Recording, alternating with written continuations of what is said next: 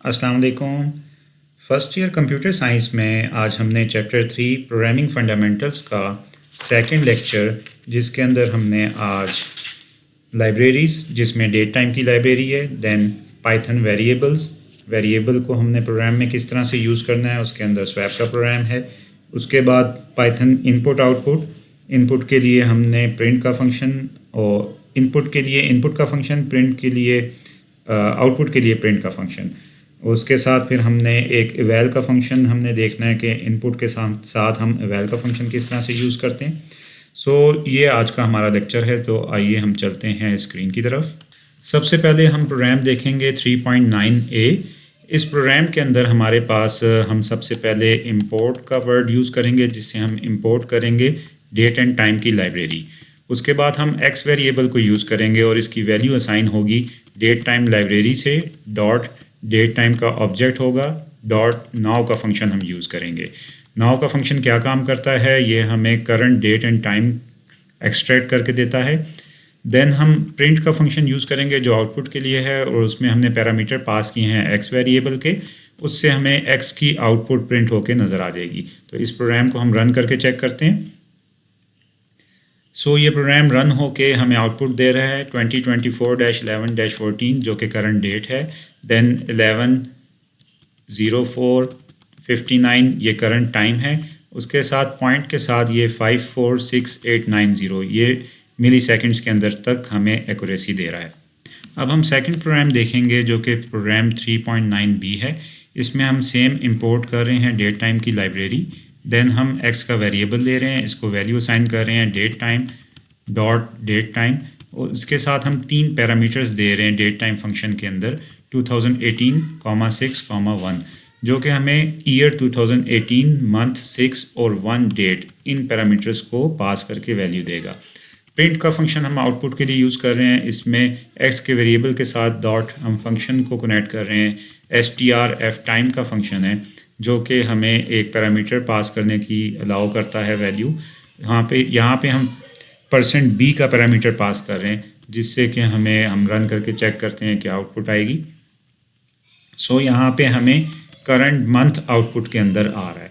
That means कि हमारे पास ये जो फंक्शन है strf टाइम, इसके अंदर पैरामीटर्स %b के यूज़ हो रहे हैं, जो कि हमें इस डेट में से, जो हमने पहले डेट टाइम फंक्शन में पास किया है 2018-6, उसमें से एक्सट्रैक्ट करेगा जस्ट मंथ, और वो हमें कंप्लीट मंथ आउटपुट के अंदर देगा। अब हमारे पास ये तीसरा प्रोग्राम है डेट टाइम लाइब्रेरी के साथ। इसमें हम अगेन इंपोर्ट कर रहे हैं डेट टाइम लाइब्रेरी। इसी तरह से हम एक्स का वेरिएबल दे रहे हैं, और अब हम यहाँ पे नाउ का फंक्शन यूज़ कर रहे हैं, जिसके लिए डेट टाइम डॉट नाउ ये कोड हम यूज़ करेंगे। और हम थर्ड लाइन में आउटपुट के लिए प्रिंट का फंक्शन यूज़ कर रहे हैं। इसके साथ एक्स वेरिएबल और डॉट ईयर हमने पैरामीटर पास किए हैं, तो इससे हमें ईयर की आउटपुट आएगी। सेकंड में हमने प्रिंट के साथ जो पहले फंक्शन यूज़ किया था x.strf टाइम का हमारे पास फंक्शन है। इसके अंदर हम %a यूज़ कर रहे हैं। %a का पैरामीटर हमें आउटपुट में क्या देता है, हम चेक करते हैं रन करके। अब यहाँ पे हमें आउटपुट के अंदर करंट डेट आ रही है, जो कि हमें strf टाइम के फंक्शन से आ रही है, और प्रिंट के फंक्शन के अंदर हमने ईयर आउटपुट के लिए दिया था, तो इसमें करंट ईयर हमें आउटपुट के अंदर आ रहा है। इसका मतलब है कि हम प्रिंट के साथ डायरेक्टली भी जो वेरिएबल x यूज़ किया है उसमें ईयर की आउटपुट ले सकते हैं, जैसे कि हमने x के अंदर पहले ही नाउ का फंक्शन यूज़ किया, तो उसमें से सिर्फ ईयर ये एक्सट्रैक्ट करेगा। सेकंड फंक्शन के अंदर हम लोग प्रिंट के अंदर strf टाइम का फंक्शन यूज़ कर रहे हैं, तो इसमें हम एक स्ट्रिंग दे सकते हैं, पैरामीटर दे सकते हैं %a का। इसके अलावा बाकी पैरामीटर्स कंप्लीट एक टेबल प्रोवाइड किया गया है, उसमें से हम जो पैरामीटर यूज़ करेंगे वो आउटपुट में आ जाएगा। नेक्स्ट प्रोग्राम हम फिगर 3.1 का प्रोग्राम चेक करेंगे। इसमें हम वेरिएबल यूज़ कर रहे हैं x, और इसको वैल्यू असाइन कर रहे हैं 5। सेकंड वेरिएबल y यूज़ कर रहे हैं, इसको वैल्यू असाइन कर रहे हैं 3। थर्ड वेरिएबल हम टेम्प का ले रहे हैं, टेम्प्रेरी वेरिएबल, और इनिशलाइज हम इसको 0 से कर रहे हैं ताकि इसके अंदर कोई गार्बेज वैल्यू ना आए। अब हम यूज़ कर रहे हैं प्रिंट का फंक्शन। प्रिंट के फंक्शन के अंदर हमने स्ट्रिंग दे दी है कि वैल्यू ऑफ x, और उसके साथ x की वैल्यू आउटपुट करेंगे। सेकंड स्ट्रिंग हमने दी है वैल्यू ऑफ y, और इसके साथ हम y की वैल्यू आउटपुट करेंगे। तो हमारे पास जो पहले से इनिशलाइज की गई वैल्यू हैं 5 और 3, ये आउटपुट के अंदर आएंगी x और y के लिए रिस्पेक्टिवली। देन हमने प्रिंट का फंक्शन यूज़ किया, इसके अंदर हमने स्ट्रिंग एक दे दी है let's swap the value of x and y, just ये आउटपुट के अंदर हमारे पास एक स्ट्रिंग लिखी हुई आएगी, एक सेंटेंस लिखा हुआ आएगा कि हम स्वैप करेंगे वैल्यू एक्स वाई की। अब स्वैप के लिए हमें कोड क्या चाहिए, temp is equal to x. सबसे पहले हम एक्स की वैल्यू को टेम्प के वेरिएबल के अंदर असाइन करेंगे ताकि हम एक्स के अंदर वाई की वैल्यू असाइन करें और एक्स की वैल्यू हमारे पास से लॉस ना हो जाए, क्योंकि हम जब x is equal to y का कोड यूज़ करेंगे तो y की वैल्यू x में स्टोर हो जाएगी और x की वैल्यू प्रीवियस ख़त्म हो जाएगी। तो अगर हमारे पास टेम्प के अंदर वो वैल्यू ना होती तो हमारे पास x की वैल्यू लॉस हो जाती। अब हम y के अंदर टेम्प की वैल्यू असाइन करेंगे जो कि x की वैल्यू टेम्प में पहले से स्टोर की थी, सो y के अंदर हमारे पास x की वैल्यू आ जाएगी। तो इस तरह से हमें स्वैप के लिए एक एक्स्ट्रा वेरिएबल यूज़ करना था जो कि टेम्प का वेरिएबल हमने यूज़ किया ताकि हम x की वैल्यू पहले उसमें स्टोर करें, फिर y की वैल्यू x में स्टोर करें और टेम्प की वैल्यू को फिर हम y में स्टोर कर दें। अगेन हम आउटपुट जब लेंगे तो इसमें x और y की वैल्यू आउटपुट लेंगे जो कि स्वैप हो चुकी होगी। तो हम इसको रन करके चेक करते हैं। सो पहले हमारे पास आउटपुट आ रही है value of x5 and value of y3, तो ये इनिशलाइज की गई वैल्यू हैं। सेकंड नंबर पे हमने इसको कहा है कि हम इसको स्वैप करते हैं x और y की वैल्यू को। उसके बाद स्वैप के बाद हमारे पास x की वैल्यू 3 आ गई है और y की वैल्यू 5 आ गई है। तो ये अब हमारे पास स्वैप होके दोनों वैल्यूज़ आपस में इंटरचेंज होके आ रही हैं। नेक्स्ट हम प्रोग्राम चेक करेंगे, प्रोग्राम 3.12। इसके अंदर हमने प्रिंट की कमांड देखनी है कि किस तरह से ये आउटपुट देती है। प्रिंट की कमांड के साथ हमें एक आई लव पाकिस्तान की स्ट्रिंग यूज़ की हुई है जिसके अंदर 3 एक्सक्लेमेशन सिंबल यूज़ किए हैं। उसके बाद हमने जस्ट 2 लाइन की स्पेस दी है रीडेबिलिटी के लिए ताकि हमें प्रॉपर आउटपुट और रीड करना आसान हो प्रोग्राम के अंदर। सेकंड प्रिंट के फंक्शन के साथ हमने आई लव पाकिस्तान का जो स्ट्रिंग है उसमें सेंटेंस के बाद हमने 3 स्पेसेस दी हैं, 1, 2 एंड 3, ताकि हमें आउटपुट में 3 स्पेसेस से नज़र आ जाए कि किस तरह से आउटपुट चेंज होकर आ रही है। उसके बाद एक्सक्लेमेशन सिंबल उसी तरह से दिए हुए।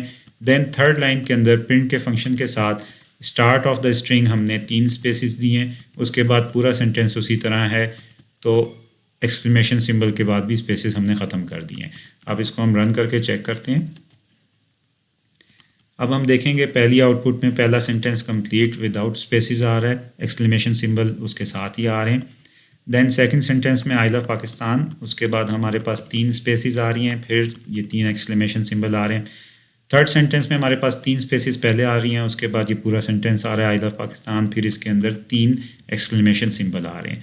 तो इस तरह से हम अगर आउटपुट में स्पेस देते हैं स्ट्रिंग कांस्टेंट के साथ, तो जिस जगह पे हम स्पेस देंगे आउटपुट में उसी तरह से स्पेस आएगी। नेक्स्ट हम चेक करेंगे प्रोग्राम 3.13। इसके अंदर हम यूज़ ऑफ वेरिएबल देखेंगे और साथ इनपुट फंक्शन को देखेंगे। यहाँ पे हम वेरिएबल ले रहे हैं कंट्री, उसके साथ हम इसको असाइन कर रहे हैं वैल्यू इनपुट्स लेके, इनपुट का फंक्शन यूज़ कर रहे हैं और इनपुट के साथ हमने स्ट्रिंग पैरामीटर में पास की है।